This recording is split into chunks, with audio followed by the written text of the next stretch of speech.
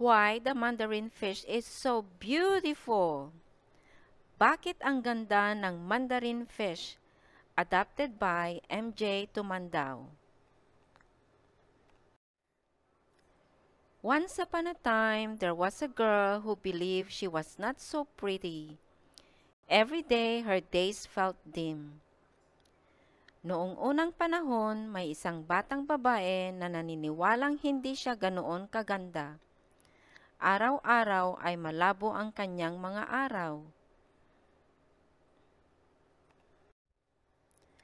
She would always feel heartbroken because she consistently thought she looked hideous.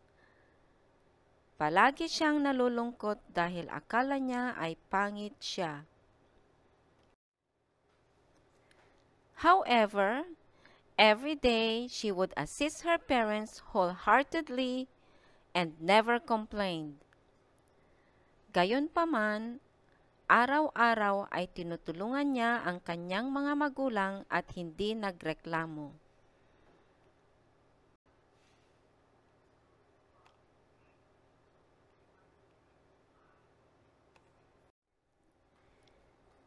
She would get up and go to the ocean and examine her reflection.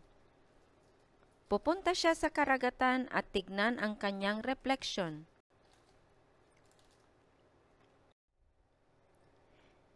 She would always feel deeply depressed.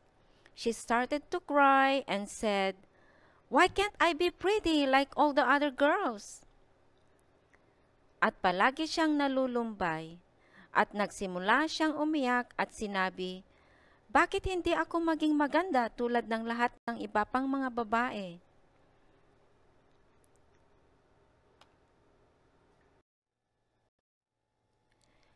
However, the crab felt bad that he scratched her face.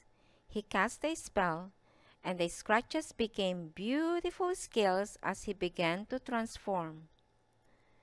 Gayunpaman, sumama ang pakiramdam ng alimango na kinamot niya ang kanyang mukha. Gumawa siya ng isang ritual at ang mga gasgas ay naging magandang kaliskis habang siya ay nagsimulang magbago.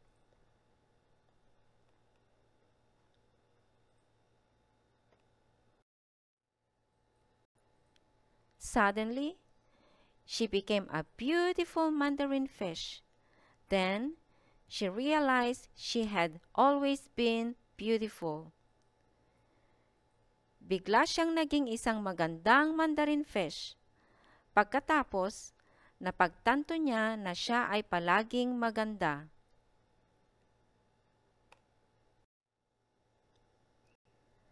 A Filipino folktale adapted for a modern audience and told in English and Tagalog, printed with the support of a Good Idea grant in April 2025. Waipao High School's Multilingual Marauders!